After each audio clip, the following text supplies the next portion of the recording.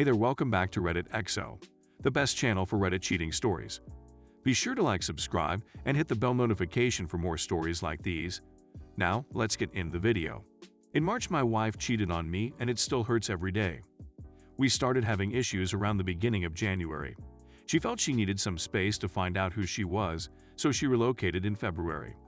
She was dismissed from her job only a few days before she moved out, and I spent every spare moment from then until today doing all I could to put her at ease. A lot of our problems stem from thoughts she had in her own brain. She persuaded herself that I didn't help around the home and didn't pay expenses.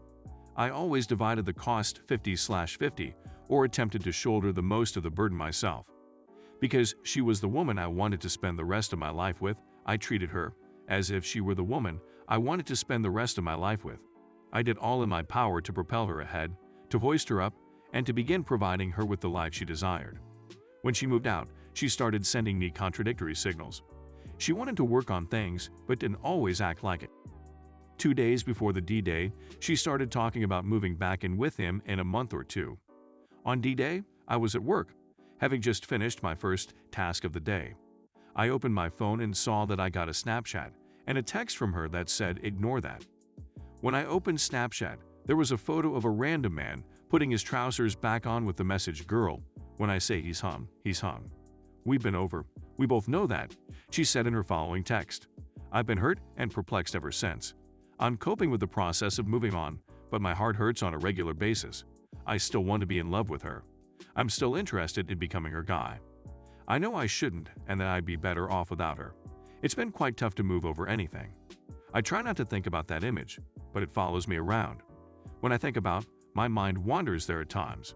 It simply hurts so much. I apologize for the lengthy article, and I appreciate your time reading. Edit. Many thanks to everyone for their advice and assistance. It has truly helped me focus on the future and what I need to do to improve myself. I no longer provide financial assistance for her. I stopped when D-Day happened. I no longer communicate with her. I'm trying hard to improve myself and move on. Thank you all once again. It means everything to me. Story 2. My wife and the coach. Please accept my apologies for the lengthy article. My wife and I are 33 years old and have been married for 11 years. We reside in what was once a rural location that is quickly becoming a suburb of a medium-sized metropolis.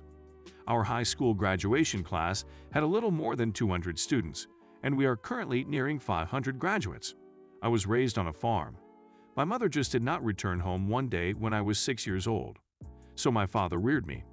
I assumed responsibility for the property. In other words, I put in a lot of effort. My father eventually stopped farming and leased his land to other farmers. He got a job at a manufacturing. He used the money from his lease to acquire additional land. He amassed a large number of properties during the Great Recession. On one of these estates, Dad offered me a home to fix up and build a family in. It's held in trust along with his other property, but we pay all of the costs. My wife grew raised in a lower middle-class family, a kind family that always treated me with respect. They relocated to the neighborhood when we were in junior high.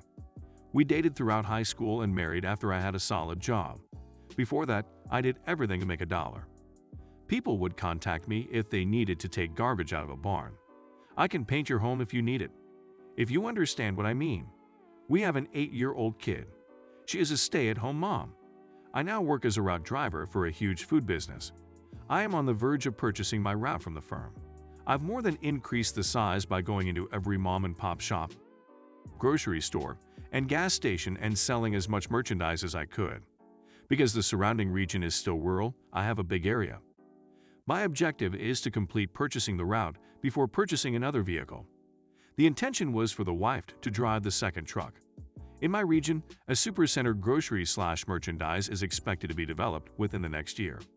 It will be mine if I own the road. Otherwise, the corporation may divide my route. As a result, I must complete the route purchase.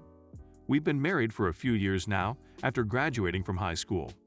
Our marriage has occasional hard patches, which I believe is due to the long hours I work. I make an effort to attend, but alas, am unable to do so. We've had a lot of fun and adore our son with all of our hearts. He's your ordinary adolescent. He is now interested in sports.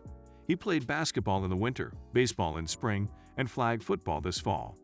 So, in the spring, we reached a low point in our relationship. My wife and I spoke about it, and we both promised to do better in the future. From late April to mid-June, our life was off the charts. We couldn't get enough of one another. To be honest, I may have gotten too much since I was dog-weary, but I still ran my route. My kid was out on the field. I never missed a game, but I did make it to all of his sessions. In most kids' sports, fathers play an active part in coaching or assisting.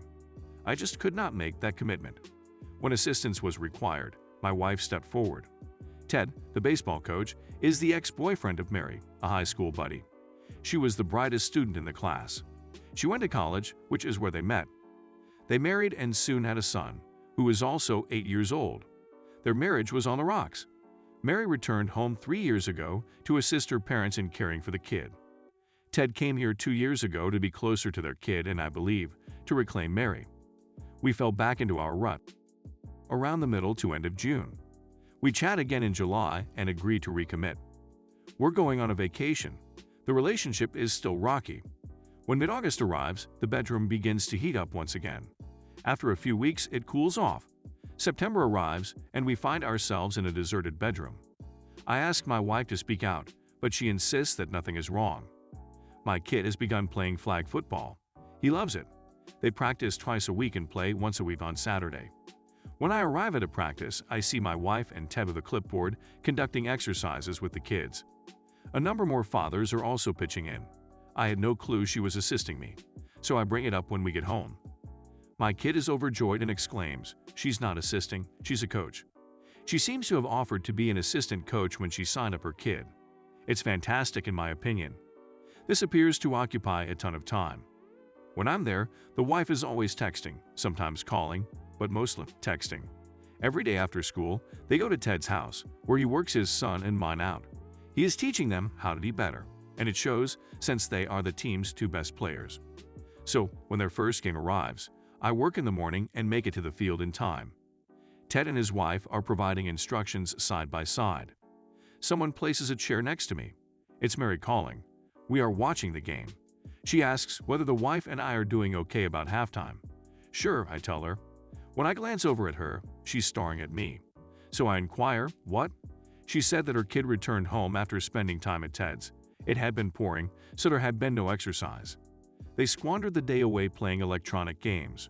When her kid walked to the kitchen to fetch more juice, he saw Ted and his wife kissing. He rushed back to the game and informed Mary what he observed that night at home. Every day, I wake up at 4 a.m. to travel 4 to 5 minutes to the warehouse to get my vehicle. So I got up at 3:30 a.m. on Monday to check her phone. She'd altered the password. I figured it out after a few attempts since she uses like 4 or 5 different ones for everything. I saw text after text there. Some naked people. So I took some screenshots. Normally, I spend one day in town. If I had one, I would occasionally return home for lunch, especially when there was a lot of involved. When I arrived home, she was not there. I phoned her, but she did not answer. I drove past Ted's house and saw her automobile. I completed my journey. She said she was going to the supermarket. She apologized for missing me. I said that I was merely attempting to catch her off guard. It's not a huge deal. The next week, on the same day, I informed her that I would be returning home for lunch. I was parked just down the street from Ted's. I'm not sure how she didn't see my huge large vehicle. She stormed out of Ted's. She jumped in her vehicle and drove home. I followed carefully, and when I arrived, she was preparing a lunch for me. We had a pleasant talk. Saturday after the game, I brought my kid home, changed him, and drove him to my father's house. They were going to fish in the pond, and he could swim if he wished. I returned home. The wife, of course, was not present, so I went to Ted's. Her automobile was parked nearby. I dialed her number. She seemed irritated, so I questioned what she was doing at Ted's. There was nothing but quiet. Then there's talking about the game.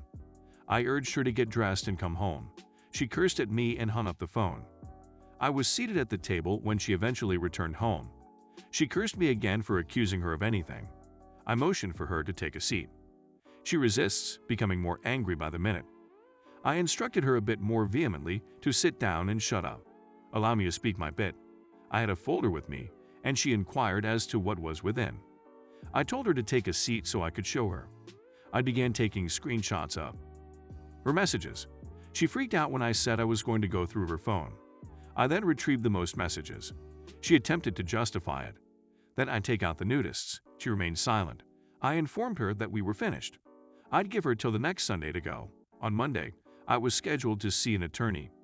Take her clothing and personal belongings. We'll sort it all out afterwards. She just sobbed. She expressed her regret. I recently posed a question I saw on a Reddit advice sub. What did you expect to happen when I found out? She didn't have a response. I've been staying at my father's house since the weekend. I returned my kid on Sunday so he could catch his school bus on Monday. I had explained to him that his mother and father would no longer be living together, but that he would continue to reside in his home. When I returned home tonight, all of her belongings were vanished. There was a message stating that she would pick up my kid after practice. We'd arranged that she'd pick him up after school.